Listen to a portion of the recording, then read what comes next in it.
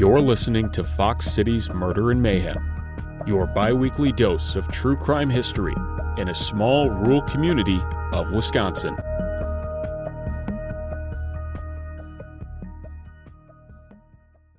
Hey everybody, welcome back to another episode of Fox City's Murder and Mayhem. I'm Eric. I'm Gavin. And Gavin, we are back again. Yes. Doing our second Fox City's Murder and Mayhem in a row. Yeah, you didn't tell me what you wanted to do today, so that's what you get. So what are we talking about on this one? Okay. Now, I love this episode. Let me tell you that right up front. Okay. I like all the episodes, but I love this episode. I got to ask the golden question. So yeah. I recently edited the last Fox City's Murder and Mayhem we included. Yeah. The last I think episode, I know where this is going. The last one, it was stated that we were going to have a follow-up to the Menards jingle. Is that what this episode is? Look, Gavin fails. I did fail. And the funny thing is so, yeah, I said that, and then you'll have heard an episode after that was not that. You'll hear this episode, which is not that. The next one, hopefully, will be that. I have all of the information. I just have to put it together. There's a lot of articles that have to go into that one. And is the Menards follow-up, is that the one with about the director of the movies? Okay. Yes. Okay. So it's coming. Like, I didn't abandon it, but it's taking more effort than I thought. And there was a weird thing that happened. I'll drop this real quick. Like, the episode was supposed to be about the director and the making of a movie in Oshkosh, which it will be. That will be what the episode's about. But you discovered something else interesting? I found out, and this is not relevant at all to the episode, but the director of that movie is also a UFO researcher. Okay. So there's also a UFO story in there. So does this mean that we're going to have two stories then? There might have to be a part 3 of that. It might turn into a whole other thing.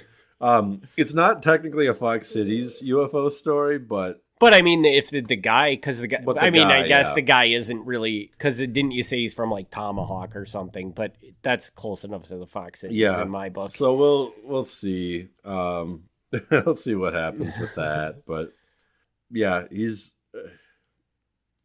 on YouTube talking about UFOs, so he's a known guy. Interesting. But that's not today.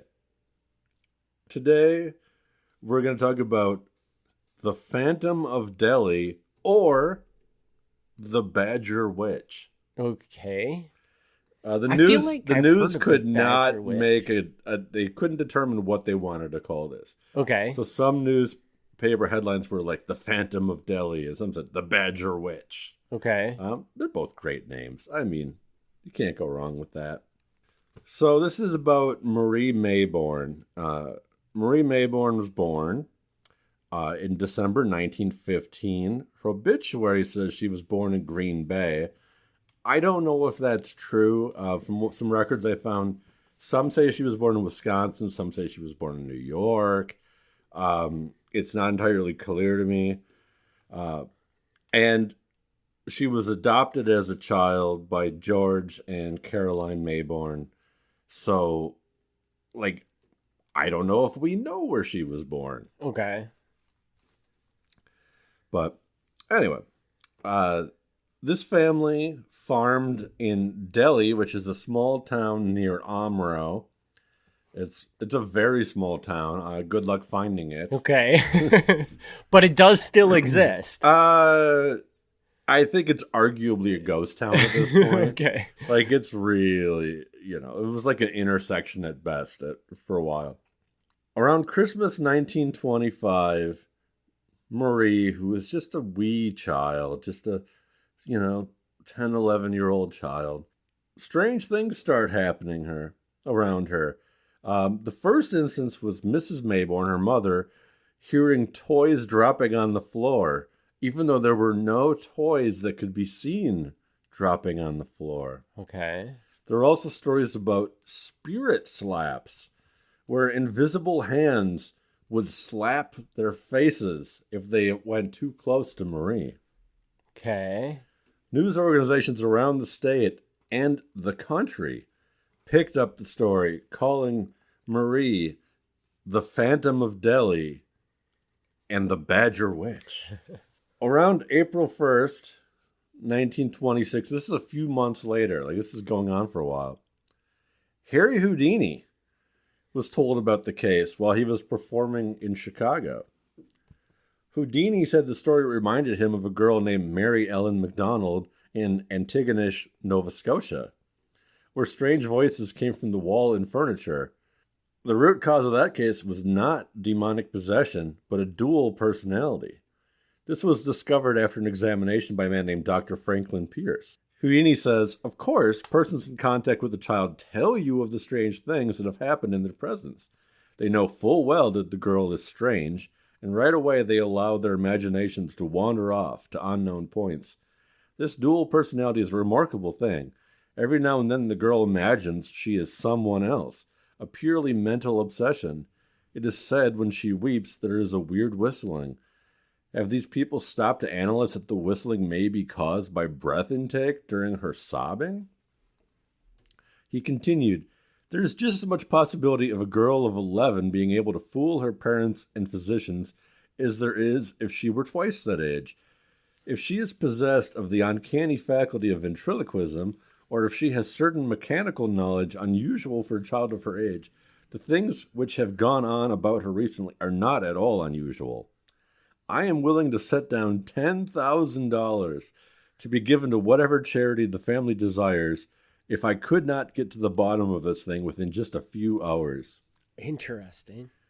Houdini said that he was currently on tour and could not stop by, but if the experts did not solve the case soon, he would find a way to handle it himself.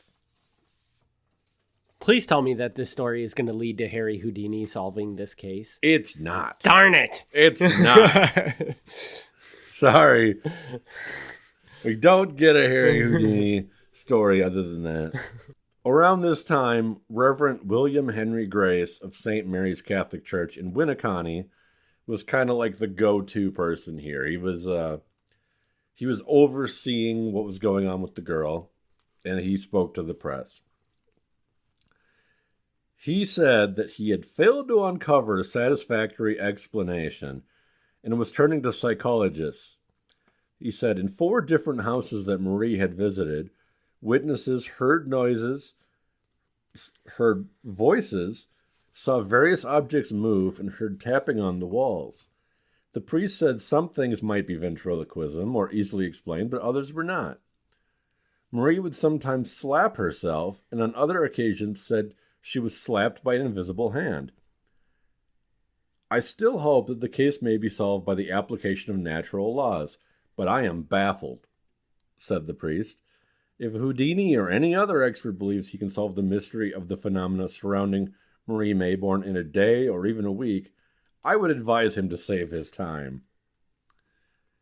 The priest continued, if he or they will come to Omro and stay long enough to make a thorough investigation, it would be highly acceptable, and the investigators would receive the heartiest cooperation. About the most definite thing I can say is that I have been unable to assign any scientific material cause for the strange happenings. When the matter first came to my notice, I decided to investigate the matter with the view of unearthing a hoax, if it was a hoax. In my younger days, I took an active interest in magic, sleight of hand, and the like. I took an active part in a large number of jokes and hoaxes, and I felt quite certain I could make some discovery of the expected hoax here. One by one, I traced down, by a process of elimination, the various things that might be suspected, such as ventriloquism, hypnotism, the use of electric wires, and even the use of wireless electrical equipment. To make certain that there were no Confederates, if the girl was perpetrating a hoax, I had her taken to other places. The priest here, Father William Grace, he's saying that I'm investigating the heck out of this. It's It's not her. It's not her friends. It's not ventriloquism. It's not hypnotism. There's no electrical devices involved. He's like, I don't know what's going on here. Says still further, there have been some manifestations which were so unusual as to be almost unbelievable.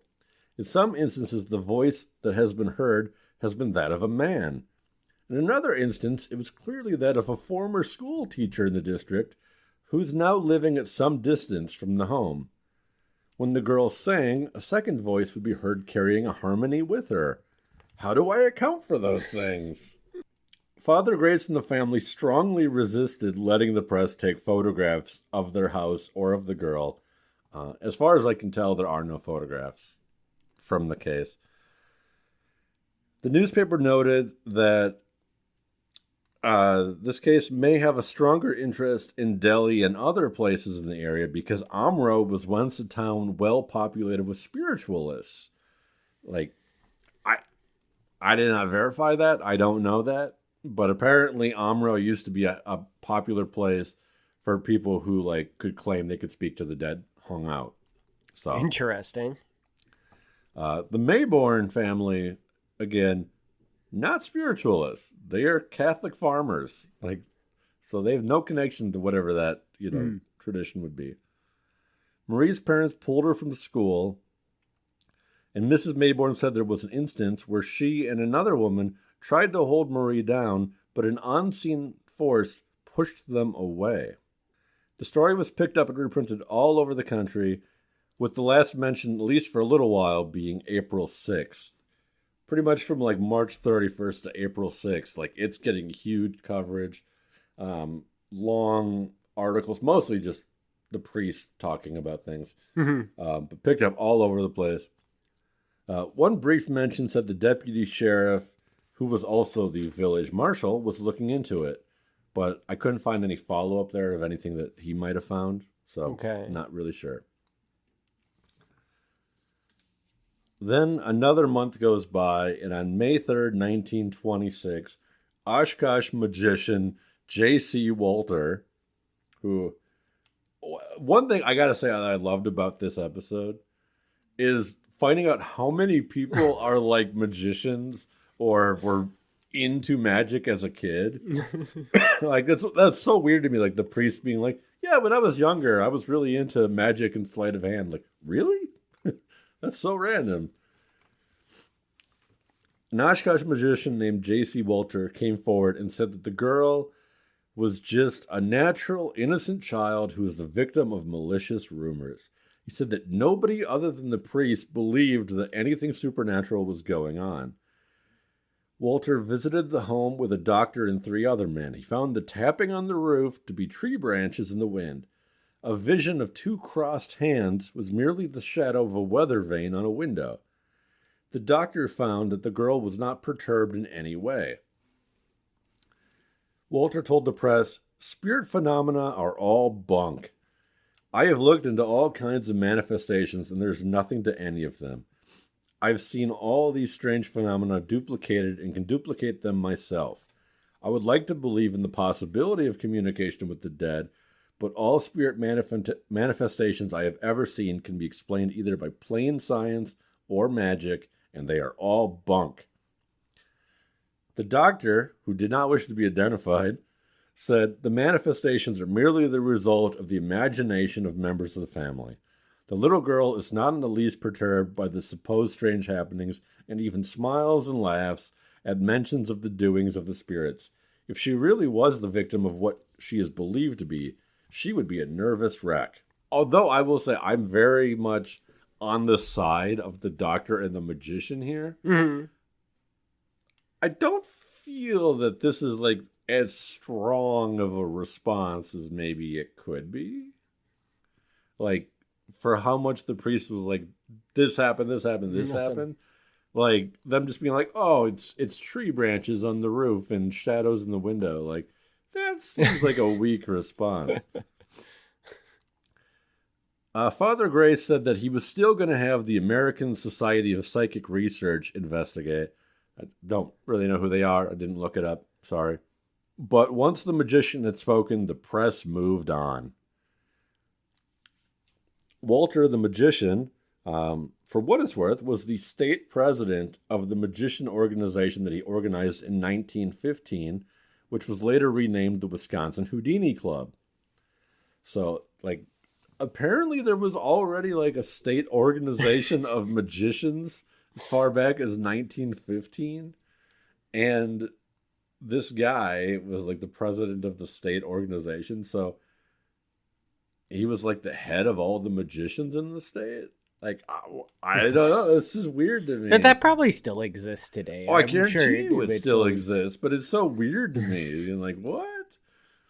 I don't think of there being, like, magicians just running around all over the place. But I guess there were. Totally side note to this. But in looking into this, I found out that the largest collection of Houdini material in the world is in Austin, Texas. Okay. And good to know. Well, I bring that up because I would have, thought, it's probably in Appleton, Wisconsin. It's not.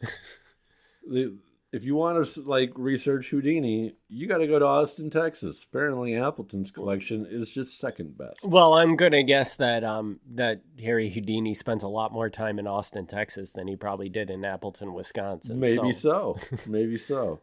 But Appleton, you're slacking. All right.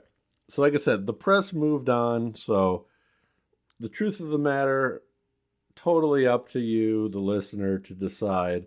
But either way, whether she was possessed or there was a spirit doing weird things in the house or around her, it apparently went away. Because after the magician showed up and said, this is nonsense, the press stopped paying attention and it didn't come up again. So there is more. I will continue on, but that's like, so there's is like the possession part. There's like, so the priest just stops researching it and everything. And like, once the press stops paying attention, it's just like done. Yeah, it was really weird. Like, this is not uncommon. I have done a lot of historical research in my day, and I will tell you, it is not unusual for, like, there to be a giant newspaper story, and you're like, wow, that's amazing. And then there's never, like, a second story. Like, there's never a follow-up, nothing. That's, like, really common, and every time I see it, it confuses me. I'm like, really? Like, you didn't bother to check back on that again? Like, but that's pretty normal. So here it seems like, there were 3 or 4 days in a row where they were quoting the priest. And then all of a sudden the magician shows up and he's like, nah, that's crap. And then they're just like, no, okay, I guess we're done with that. I want there to be more to this. I feel like there could be more to this somewhere. I was thinking, I'm like, where would there be more information? And it's limited because other than the newspaper, like, there's not going to be a record here. But I thought maybe there's something like in church records. Because depending on what the priest thinks this is, like, he might have had some kind of a church record he was writing down. He said he was researching it, so right. I assume that they have some sort of recording system when you're researching something like this, right? I'm thinking they might, because this is the thing, like, when he's making these claims, even if he's full of crap, like, even if he's just completely bluffing here, like, and I don't know what the priest's story is here, if he truly believes this and he's trying to get to the bottom of it, or if this is just him having a lot of fun. I don't know what the story is, but I feel like at the very least, like, the bishop is gonna have to get involved at some point, because I don't think a bishop loves it when a priest is, like, making headlines all over the country without knowing what the situation is. I could be wrong. On that. But I feel like there's probably some kind of conversation going on there. And so now we have this magician comes in from Oshkosh. Wait, do we know anything really of what he did investigative-wise, or did he just walk in, look around, and be like, yeah, so that thing that they said that was from those branches hitting the side of the house or whatever? And we don't know. Okay. At least I don't know. Because, like, what he's saying, it sounds like he's just walking in and making up excuses for the things that are happening without a whole lot of research to it. It's underwhelming, like I said. Like, I don't know what he all did to get to the bottom of things, and maybe listeners know this, I don't know, but this is like a long tradition, like with magicians, is not just like performing magic, but like getting to the source of like big claims. Okay. That's like why Houdini was contacted in the first place, is like Houdini, in addition to being a great like escape artist, he also got famous because he would go around and people would say, yeah, I can talk to the dead. And then he would sit in on them doing that. And then he would explain how they did it and be like, yeah, that's crap. And here's how they did it. Okay. And that's like a tradition that magicians have, is like when somebody claims to have special like supernatural abilities, a magician will go and they'll examine it and they'll try to find out how and there have been magician organizations that have like offered like $1 million to somebody who cannot, be discovered of how they're doing it. And like nobody ever claims the money. So, and if listeners like, if you believe people can talk to the dead and whatever, like, I'm not here to tell you that you're wrong. Like, that's not the point of this, but that's like, the magicians have consistently, because they know like tricks, like that's what magic is. Yeah, I guess I wish, in being the society that we live in, I understand why this doesn't happen, but I wish that magician would have given a little more like data of how he came to these conclusions, because to me it just looks like he's pulling crap out of his it does kind of sound like that. And maybe there's maybe his personal papers, or maybe there's a magician Walter archive the same as there's a Houdini archive. I don't know. Maybe there is.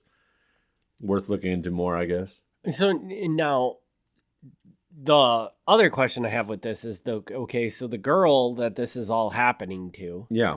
I assume she goes on and lives a full life, right? Yeah, that's the rest of this. Okay. So let's get into the rest of it. Sorry. No, that's okay. So this was 1926. In 1929, the farm is foreclosed on. It's auctioned off by the sheriff, and the family moves to Fond du Lac. So they're there in Fond du Lac. Marie Mayborn, as far as I can tell, is living a normal life. When she reaches 24 years old, she marries a man named Irvin Kindschuh in Fond du Lac. Perfectly normal there. They get married in Lomira, which is, near Fond du Lac. Yeah. They have one daughter named Shirley, and that daughter had one daughter. For privacy reasons, I will not say the granddaughter's name because she is still alive. Okay. But I will say, interestingly enough, she does work for a news organization in Northeast Wisconsin. Okay. So again, I will not say who it is or what organization they work for, but I thought that was kind of neat that they were sort of a person that was known in the community. Marie Mayborn, who, again, this was the girl originally, but now she's older, made headlines a second time in March 1951 when she saved her 10-year-old daughter, Shirley, from a fire. Twice. A fire broke out in their trailer in Fond du Lac, and Marie was able to get Shirley outside during the fire, but once outside, Marie slipped on the ice and lost her grip on Shirley, and Shirley, who was tired, ran back inside to her bed in the trailer. So Marie ran in a second time and got her daughter out of the fire. The husband, or father here, was out of town. He was working as a machinery salesman in Horicon, so he was not there at the time. But She got news stories all over the state for being like, rescued her daughter from a fire twice. Sounds pretty magical to me. Yeah, lives a boring life, almost never makes the news. Her husband, Irvin, is a salesman for many years, and then later he's the groundskeeper at the Fond du Lac County Fairgrounds. He was well respected. He was an honorary member in the JC's organization. He does make the news a little bit in Halloween 1973, because in Halloween 1973, there's a missing girl in the Fond du Lac area named Lisa French, and he organizes like a search party. So he's like the guy in charge. Everybody's supposed to come to the county fairgrounds, and he organizes a search party, and they all kind of go out and search for the girl. Mm-hmm.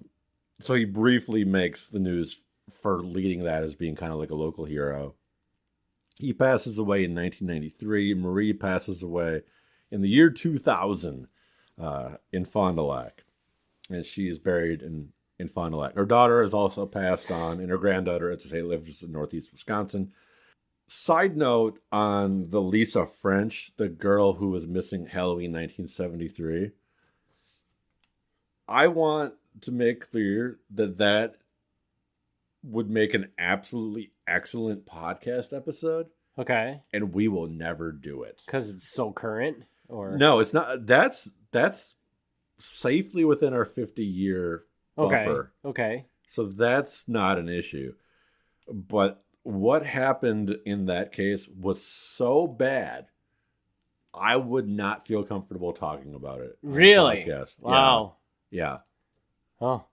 Well, you may have to give me a little insight into this. I'll tell you when we're done. Okay. But for I will warn listeners, it is, like I said, it's so brutal. I will not even talk about it on the podcast. But if you are okay with that, Google Lisa French. It will come up. Like, it's a known story. Absolutely, completely heinous. Wow. So awful. Yeah. So this is just a crazy story because I think this plays into the, like, let's face it. I mean, I think that the claims of the priest here are probably a bunch of crap.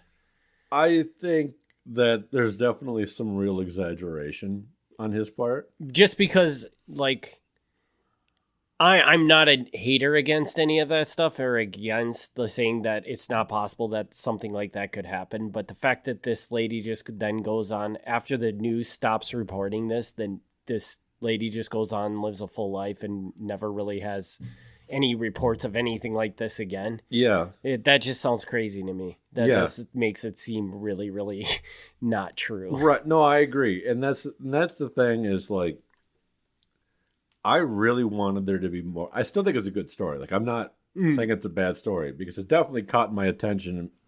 I mean, like, if you search for it online, well, you might run into my show notes when you search for it online. They're not on there yet, but they might be by the time you hear this.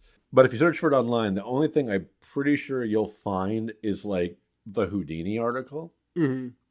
And, like, that's enough right there. Like, oh, Houdini investigating a possession case in Omro. You already got a story right there. But I wanted there to be more because, again, like, maybe I don't know how this works, but I feel like at some point, if the priest is that concerned that there's something not right going on here, he's going to get other people involved. Like, we've had, I think just the one, but even so, just we had the story about The Exorcist. Mm-hmm. And that's roughly the same time frame. Like, 1920s, that's still a time frame where, like, if a priest thinks that there's other voices coming out of this girl, he might want to tell the church, like, hey, can we check her, make sure that there's nothing going on here. And it doesn't seem like he did that. So, like, his concern raised to the level of, like, I'm going to tell everybody about these weird things, but I'm not going to actually try to give her like spiritual guidance. And when I hear that, I'm thinking that he wants this to be a thing. He's liking the fact that the media is talking to him about this thing. Yeah. But in the end, he knows that there's probably nothing there. That's where my mind goes when I hear a story. That's what like that's what too. I think. And I don't know. The truth of a story like this is a 100-year-old story. There's few sources out there. The truth of it, I don't know. Probably never know. But it definitely comes across that way to me as pretty much this one guy building up the story. And like nowhere in the papers they said like, oh yeah, the mother heard this and the mother's friend heard this. They never quote the parents in the newspaper. Like they at no point do they interview the mother. Every single quote comes from the priest. Mm-hmm. So he's the only one actually publicly making any claims. And that seems like, so that again double enforces this where it seems like he's got an agenda. Yeah. He's trying to push some concept that might not be anything or whatever. Yeah. I was really, I had to hold back. I didn't do it. I had to hold back from like contacting the granddaughter. Because I was like, I wonder if she's got like inside information on this. But I didn't do it because I was like, if she doesn't know this story, maybe she doesn't. Mm. If she doesn't know this story, that's a weird random thing to like email somebody and be like, hey, so your grandmother was possessed.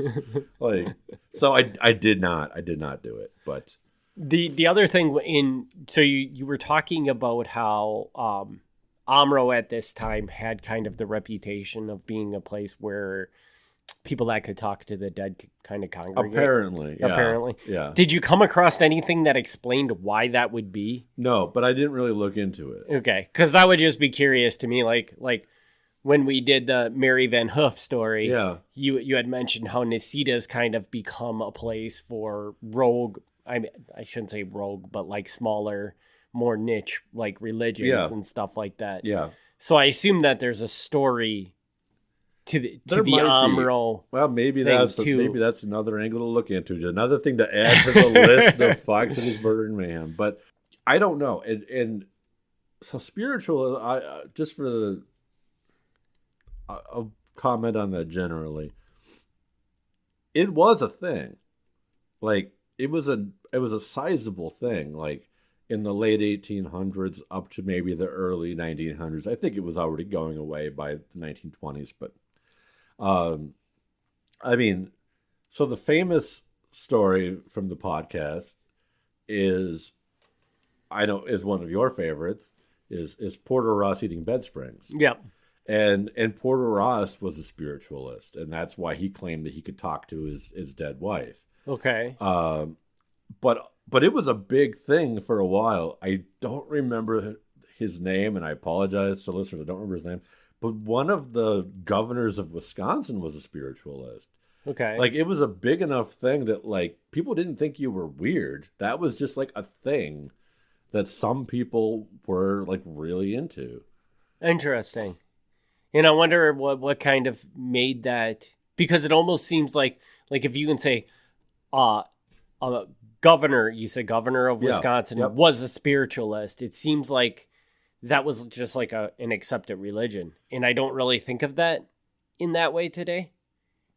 Yeah. You know what I mean? I mean,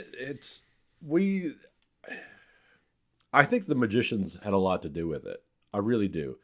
Because like today you might go to, there's certain famous people who come around and you go and you see them. And they tell you that, your loved one from the other side is talking to you, whatever. And again, I don't want to poop on that. If that's something that you believe in, I don't want to poop on that. But like, that's like the closest thing we have to that today, I think. Mm-hmm. But it used to be like a thing that you'd be like, hey, let's go to a seance for, on a Friday night. And the magicians really crapped on that because they went to them and they found out, weird. And you could see this at the Houdini Museum in Appleton. Like, one thing they'll do is like they'd wear long sleeves. Okay. And they would do that to conceal like hooks underneath their wrists. Okay. And they do that so they could shake the table. Like, they're people listen can't see me doing this, but like their hands are up, their wrists are against the table, and they can shake the table. Okay. And anybody at the table is gonna be like, how are they shaking the table? I can see their hands. And it's because there's like a hook attached to their wrist that's grabbing the table. And when you see how they do it, like a lot of these things are really, really dumb. But they would do that. That would be like people doing seances would be like a parlor trick. And then the magicians had to come in and be like, yeah, you guys are just like, you're letting your imagination go wild. Like they're not actually doing any of this stuff. And once they started showing the tricks, seances really dropped off. Like it's like not a thing that people go to anymore. So it's kind of like the magician said, we're going to kind of end this.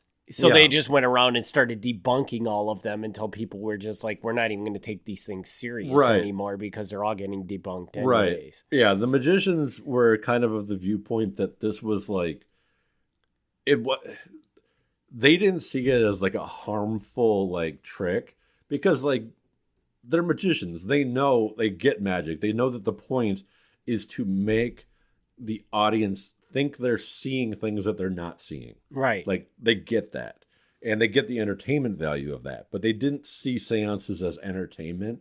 They saw it as actually harmful because people were being told things about dead relatives who they had strong emotional connections to that were lies. Mm-hmm. And they were like, this isn't entertainment when you're like lying to somebody about their dead husband. Right. Yeah, I could see that.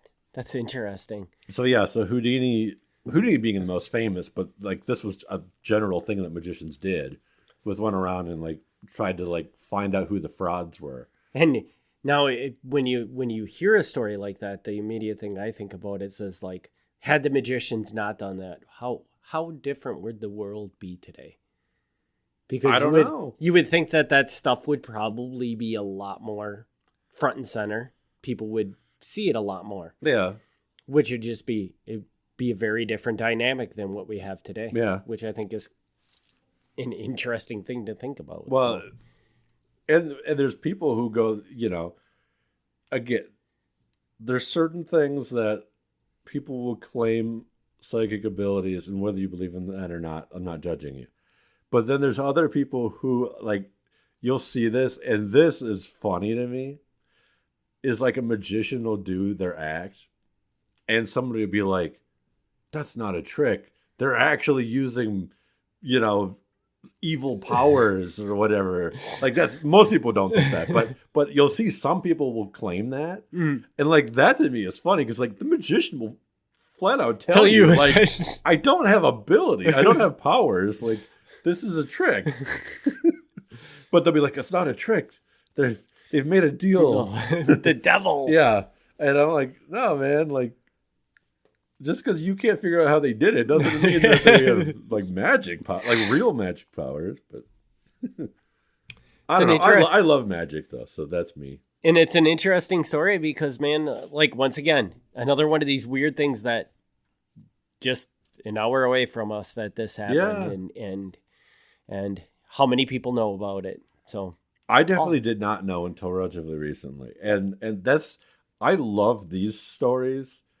Technically, are they murder and mayhem? No, but I love the possession, the Bigfoot, UFO type stories. Those are fun because, like, it's apparently if you got to look for them, but if you look for them, like, there's more out there than you might. Oh yeah, I'd be willing to bet. Yeah, like we should have. I don't know if you're familiar with, but there's this thing called the wind. You're not supposed to say the name of it, so if anybody gets offended by that, don't cover your ears right now. There's what? Like a Wisconsin demonic creature called I think it's called the Wendigo. Have you ever heard of this? You're not supposed to say Wendigo? Yeah, you're not supposed to say that name. Why not? Because it makes it come. I think. Oh, I think that's the Wendigo that. But like, I don't know. Like to hear the backstory. I don't know the Wisconsin version, but like the Canadian version is like the Wendigo is like a guy who ate human flesh, and then he becomes like he has an insatiable hunger for human flesh. And I think that's I think that's the one I'm thinking of. Okay. But I didn't know you're not supposed to say that. But like Sorry. Now I'm going to get visited by the window. But to hear the backstory of where that originated from, to me, would be a really interesting story, because like where does that come from? Like, why do people? I have no idea what the Wisconsin version of the story is. I have no clue. I've never heard that. So, but I'd be curious too. So, anyways, we're going off topic. Yeah, I'm going way off topic. But we want to thank everybody for their continued support of this podcast. We will have another story in 2 weeks. Maybe it'll be that Menard's follow-up story. Maybe it'll be something else. Maybe it'll be the Wendigo story. It probably will be the Menard's follow-up story. But we want to thank you all for tuning in, and we'll see you on the next episode. Thank you so much. Thanks for tuning in to Fox City's Murder and Mayhem. Join us in 2 weeks for another exciting episode of Murder and Mayhem.